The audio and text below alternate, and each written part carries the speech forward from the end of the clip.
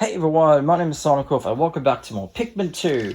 In the last episode, we went to the Hall of Beasts, completed it, and we went to the White Flower Garden and discover new Pikmin. And in this episode, we are going to be completing the day at the Awakening Wood. Now, there's a little bit of an interruption where the white Pikmin are actually safe in the ship.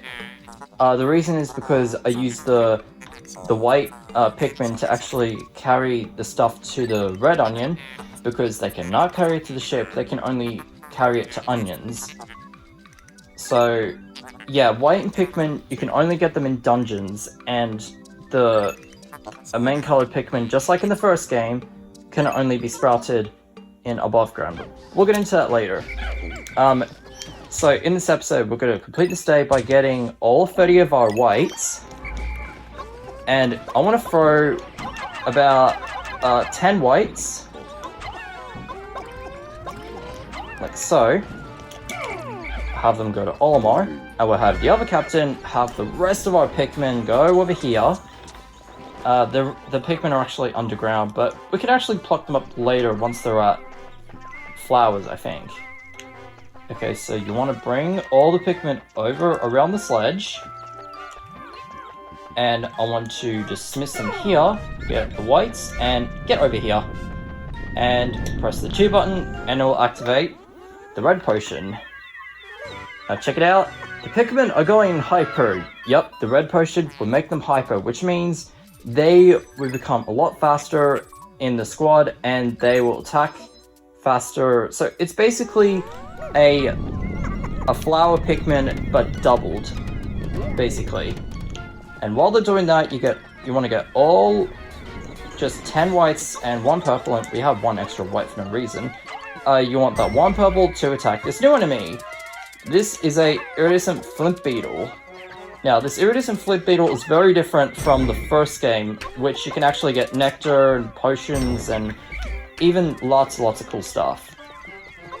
Okay, so you want that 1 purple get distracted and become the donkey, while the 10 whites, or 1 extra white, is gonna go over here and forget that one. And you want to throw them over here, because that's where the underground treasure is. And, okay, fine, I'll let them attack this honey wisp, which I missed. Oh, I missed. So, they're almost done, so... Okay, so, come over here, honey wisp. And go! Gotcha! Okay, so that's double nectar. Very nice. Oh, sounds like the gate is done. We'll let them attack the generators, which is the reason why whites are only to attack it. Get up, red!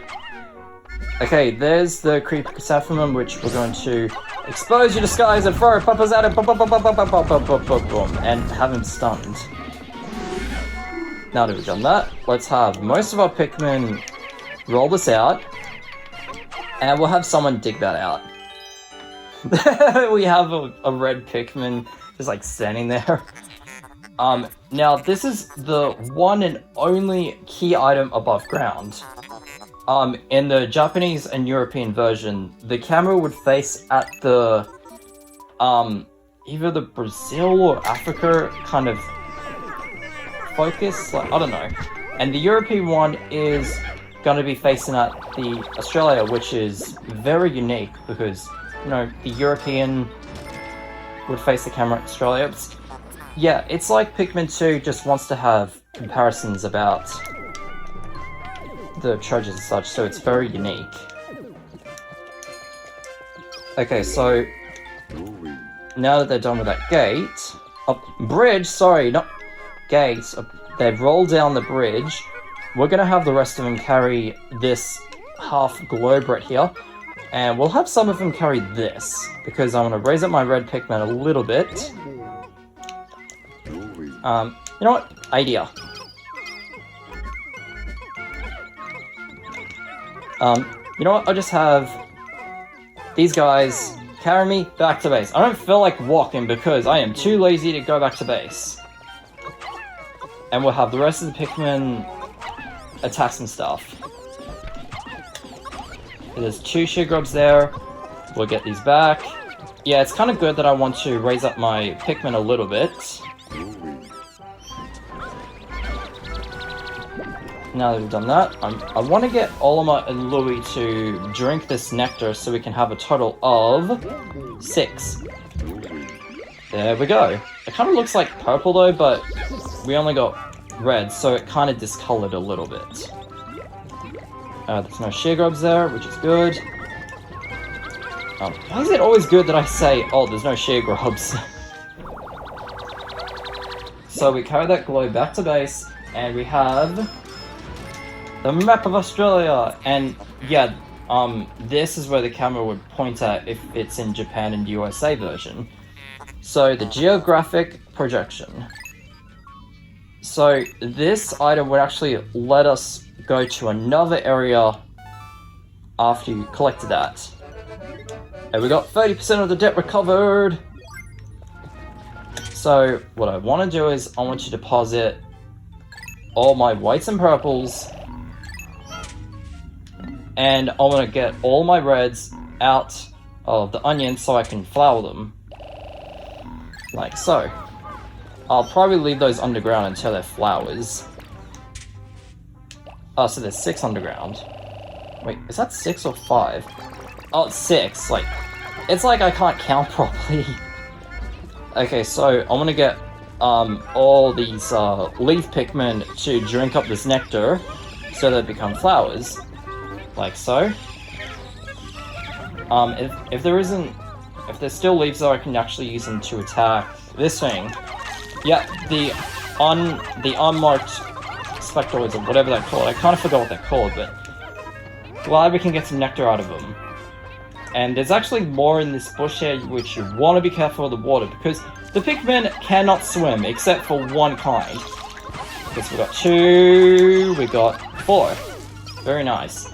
And if the Pikmin are actually in the water and it looks like they're drowning, make sure you whistle to them just to get out of the water, because if you didn't whistle them out of the water, they will drown. Gonna check if they're... Okay, good, there isn't any left around. So now I can pluck up these flower Pikmin out of the ground. Okay, it doesn't look like we have anything left to do besides one thing. I'm going to attack these plants and get another potion before the day ends, because I really want to raise up my potions a little bit more, because I feel like 7 will be just enough for a few days, just to be on the safe side. And we'll have more attack this one. Hey, what are you doing? And of course, they're gonna give us a cutscene that the day is almost about to end. Now, this is very important because the Pikmin and the captains cannot survive at nighttime. So if you have any Pikmin that is not in your battalion, or not at base, they will die.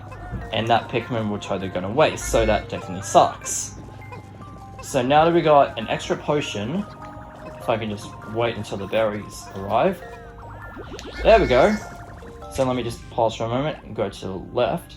You can see we have 7 potions, and tear berries will equal 1 red potion. And hopefully they sprout quickly. Come on, guys. Sprout faster. Come on, guys. I want another berry. Oh, too late now because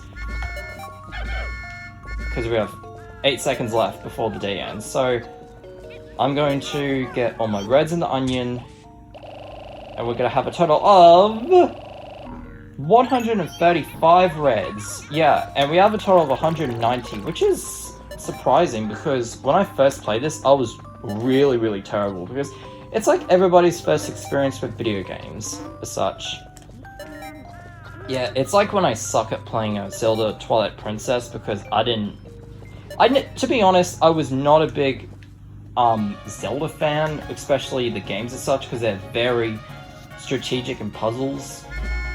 So, yeah, a few weeks ago, I actually had a Legend of Zelda Twilight Princess guidebook, which is actually very useful, to be honest, because it's in case if I want to get all the treasures and the max hearts and everything, just a little bit as a walkthrough or something. But to be honest, I'm good at playing these games, but I suck at remembering the history as such. And none of them left behind in today's report. Let's see what we did today. 1 a collectible, a 6 collectible, and I don't know how many that was. 2,195, so we got 31.25% completed. Pikmin, all of them have increased, and no deaths. Yep, this project is a no-death run. Ultimo, good work so far.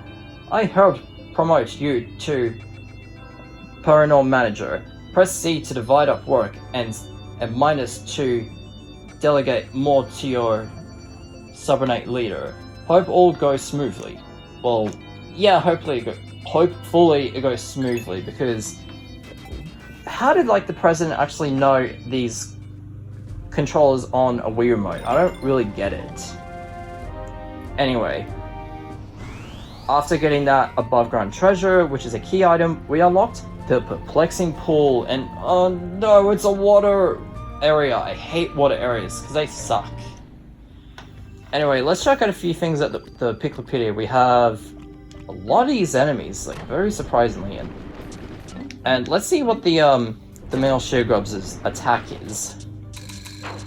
Yep, that's their attack. And also this one here, the Clockering Baronet. Yeah, you can just throw Pikmin up there, and what's it doing? It's like it's like hurtling in circles. Let's throw more at it. Yep, that's their attack. And something interesting about some of these enemies is that the Pikmin carrots would actually drop down automatically like that. It's really weird. Like that, see? It's kind of odd. Yeah, if you throw a Pikmin carrot there, you can see. Whoa! Shocks you, doesn't it? And we can also see a larger icon, which is the bosses. Hey, wake up! And it doesn't want to wake up because the Pikmin aren't actually attacking it. We could just throw a Pikmin at it and be like, hey, wake up! What are you doing? It's the day, come on! And also there's a Bone Snagger. Oh, something I did not actually notice just now. If you actually got the ship on an icon, like for instance, the Valley of Repose, then go to the Piklopedia or Treasures, you can see here that the items are actually going to be placed as to where that area was you selected. Like this one right here, the Valley of Repose, because you can see it's snowy. And I want you to do the same thing for the Awakening Wood. Like, put the ship there, go to Piklopedia, and go to Enemies or Treasures, and you can see here, it's in the same areas to where it is. I did not actually know that, to tell you the truth. I never even googled it or anything, I just realized it just now. I believe there's a funny note for Louis, the Fiddlehead. Not that one. I think it's Horsetail. Remove and discard the primitive. Scaly leaves, then branch the tender stalk in a buttery broth. Sounds tasty. I don't know. The dandelion. I think there was one where Louis would say inedible. Which one was it? Not that one. I kind of forgot which one it was. Maybe if we get into the game a little better, we can actually see. Check it out. We have a couple of Nintendo items, especially the card. We got the Game & Watch, the NES D-pad. There's a lot of things to explore here. Yeah, very interesting. Check it out. It's the Famicom disc. I would love to have one of those. Like I did see an NES game at one of the stores, and I actually have one, which is called Earthbound Beginnings. Like, here's a picture of what the game looks like.